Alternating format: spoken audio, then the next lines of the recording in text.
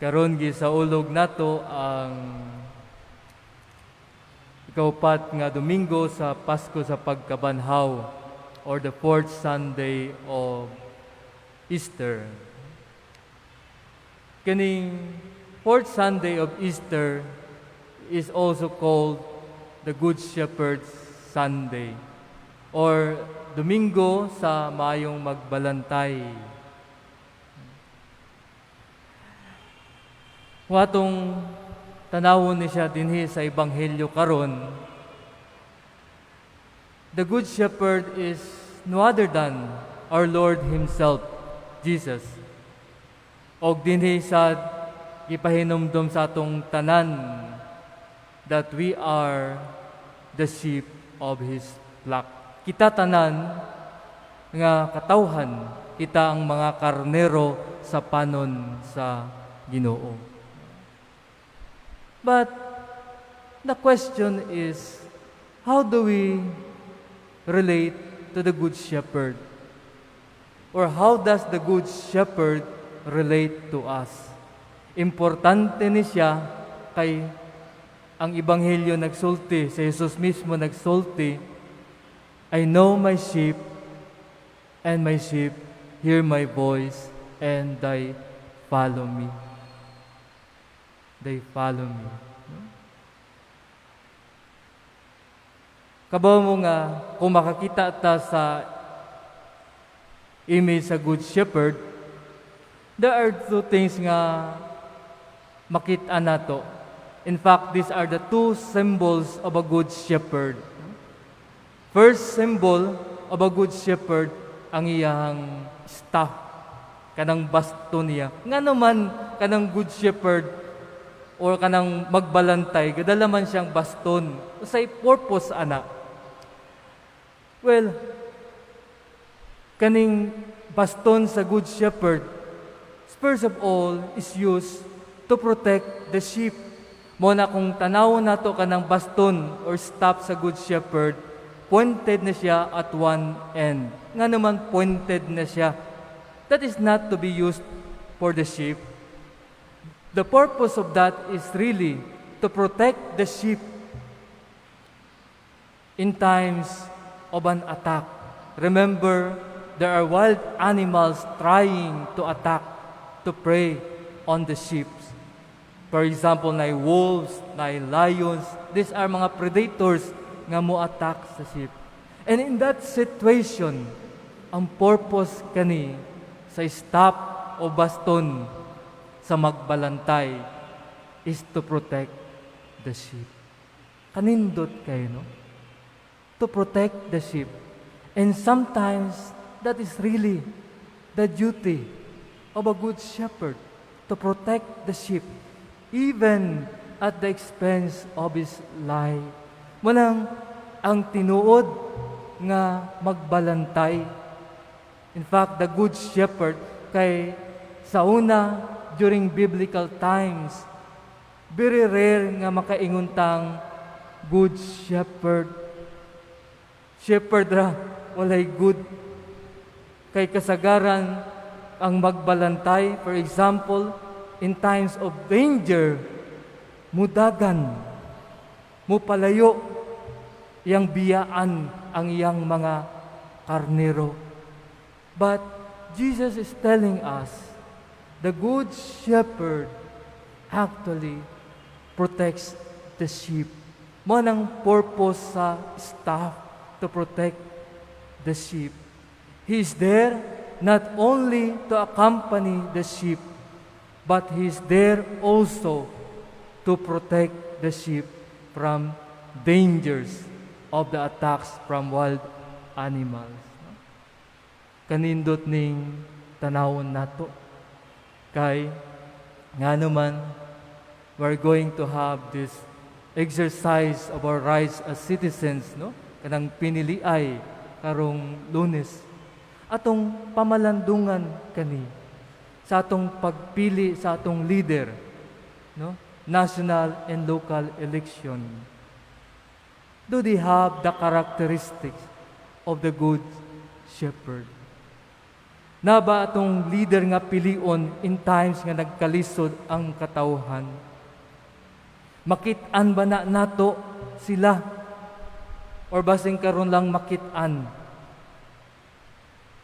during this time? Because the best place of a shepherd or of a leader is to be with his people. Kung ang leader naara didto in the comfort of his house, in the comfort of his office, for example, di niyo makitaan during challenging times, then that is not the good shepherd. That is not the example of a good shepherd, which the Lord is telling us in the gospel. Manang ginasulti ni Jesus dinhi, I am the good shepherd, and I lay down my life for my sheep. Manang stop o baston sa magbalantay, maayong magbalantay, is a symbol really of the sheep ready to protect the sheep or the flock. Tanawon nato na siya because that is really for protection of the flock. The second meaning of the stop really, nga naman na ay stop ang good shepherd, is to recover the lost sheep. Kay, in the process, for example, mulakaw na sila, kaning panon sa karnero, na ay mga karnero, for example, nga mahulog, na buho ang yuta, mahulog dito, unsay himuon sa magbalantay. Iha ba ng biyaan na lang? No. The good shepherd cannot afford to lose us. Munang gamito niya iyang staff. He tries to reach down the staff and try to recover. He slips it between the legs of the sheep and tries to pull out the sheep out of the hole. Out of the hole. So the staff is used to recover the lost ones. Morning purpose sa staff is really to recover the lost one. Importante ni siya. Importante ni siya nga every time we are lost, every time also we are suffering, for example, naa ang Ginoo, ang mayong magbalantay sa atong tanan. He is the good shepherd. Every time we are also spiritually lost or we seem nga paminaw nato nga walay direction natong kinabuhi, duol ta sa good shepherd. And in many ways God works para kita mubalik ta niya. Mubalik ta through the events of our lives, sa mga tao nga kailan nato, sa mga taong naggaampo para nato, kita nabalik ta niya, nabalik ta sa Ginoo. That is the purpose of the staff, to recover the lost ones. And also, this is also the purpose of the staff. Another is to guide. To guide. Kay ngano, samtang nagalakaw ang mga karnero, usahay na masaag, mawala sa grupo. So ang himuon sa stop sa karnero sa magbalantay, gamito na yang stop. That's why you see murag na hook ana ang stop. You see the bishop stop is really the symbol of trying to bring back to the fold. Kanina nga wala na ni siya, balik mo. You are being brought back to the fold. You are being brought back to God. Munang importansya sa stop sa magbalantay. So, that is one symbol of the Good Shepherd, iyang stop. The second nga simbolo sa mayong magbalantay, mao ang iyang tingog. Mao iyang tingog. That's why Jesus says in the gospel, I know my sheep and they hear my voice. This is very important for a shepherd. That's why kana sigurong amang a mute person can never be an effective shepherd. Kaya nga naman, di man siya maayang tingog. In a sense nga, di siya ko-communicate maayo sa iyang mga karnero. No? Kabalo mo nga, the sheep is very familiar with the voice of their shepherd. Even if there are many shepherds around and there are many sheep around, kanang karnero or sheep, kabalo sila sa tingog sa ilang magbalantay. Mararagod na sa atong iro, sulayan ninyong tawagon ka ng iro sa inyong silingan. Muduol ba na ninyo kung tawagon ninyo? Most probably, not. Kaya nga naman, wala sila kaila sa inyong tingog. Right? Wala sila kaila sa inyong tingog. That's why the sheep know the voice of their shepherd. And this is very important. Kay the voice of the shepherd is the one that gives direction to the flock. It is the one that calls out when there is danger. It is the one that calls out when there is food. It is the one that calls out when it is already time to go home because it is already dark and cold. Manang importante kanang tingog sa magbalantay kay that gives direction. But the question is, are we familiar with the voice of the Good Shepherd? Do we listen to the voice of the Good Shepherd? Kani siya, importante ni nga question kay kabaluta karong panahuna. There are many voices that trying to get our attention. We know that the voice of the campaign, saba kayo. Saba kayo. Everyone is trying to proclaim this and that. The voices within us, our hurts, our pains, our sufferings, these are the voices that we can hear from within us. But do we listen to the voice of the Good Shepherd? More than listening to our own plans, to our own wisdom, to our own hurts, frustrations in life, more than listening to the noise of the trolls in social media, do we listen as sheep of God to the voice of the Good Shepherd? Naminaw ba ta sa tingog sa Ginoo? Or are you familiar? Are we familiar with the voice of the Good Shepherd? Unsa may pagpamilyar nato, if first of all, di ta maminaw sa tingog sa Ginoo. Remember, even in our lives, the voices that are familiar to us are the voices of people whom we meet and relate with every day. These are the voices of our family members. These are the voices of our friends. These are the voices of our office mates, of our co-workers. Mo ning mga tingog nga pamilya sa atua. Mo nang bisag di na sila mosulti sa langan, naingon sila, ako ni. Automatic mo ablita sa atong pertahan. Kay pamilya naman ta sa ilang sound, the sound of their voice. No? We become familiar with the voices of people once we talk, relate, and meet them every day. Mo nang pagka-familiar. Kita, are we familiar with the voice of the Good Shepherd? Do we listen to His voice every day? My dear friends, kani siya pahinumdum sa atong tanan. Kita tanan, kita ang mga karnero sa panon sa Ginoo.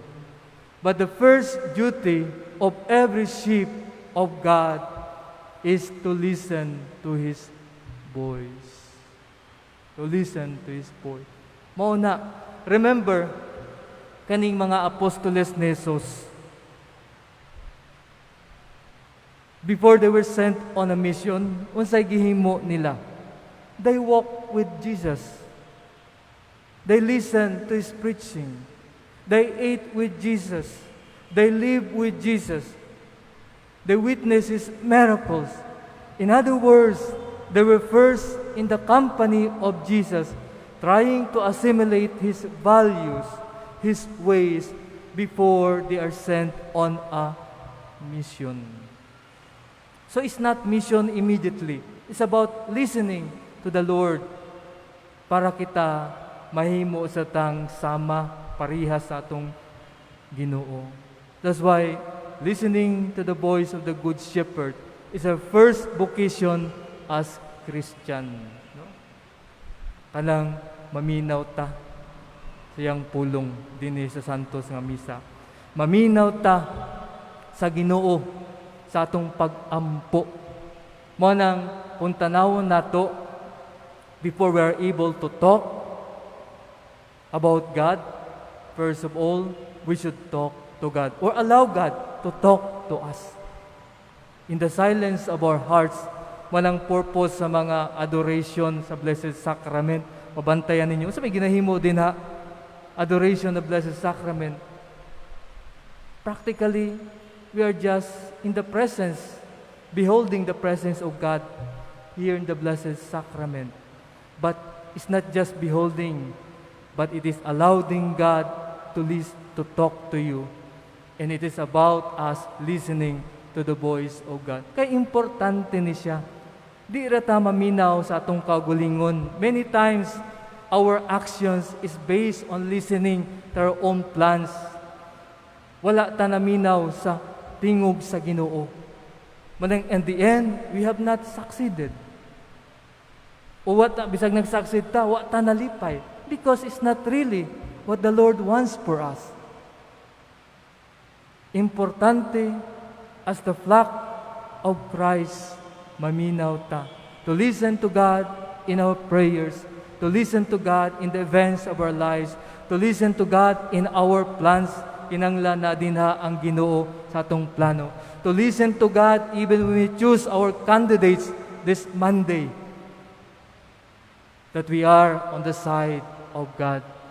Unsay maayo para sa tanan, unsay maayo para sa katawhan, what is in the side of truth, mo nang inasulti dinhi sa atong Ebanghelyo. My dear friends, we should be familiar with the voice of the Good Shepherd. But we can only do so, first of all, if we try to immerse ourselves to Him. Kanabayang mag-ampo ta, bisag di ta ganahan, murag we don't feel like praying, that is more meritorious to the Lord. Kanabayang mag-serbisyo ta sa simbahan, bisag usahay nga, murag paminaw na to, pabalik-balik, that is more meritorious to the Lord. Kay nga naman, we try to be closer to the Lord, and the more we try to be closer to God, the more we become familiar with His Word. No? Let us ask God na kaning karong Domingo, sa tanan nga itong buhaton, no? First of all, paminaw na to ang tingog sa Ginoo. And many times, the voice of God is the voice also in our hearts. Kanang konsensya also, ginasulti nga, pilion ang sakto to choose what is right and to avoid what is evil. That is the voice of God. Nagsulti sa atwa in every decision that we make. And let us ask for this Mass, for that grace, no? The Good Shepherd guide us, may His voice prevail in us always.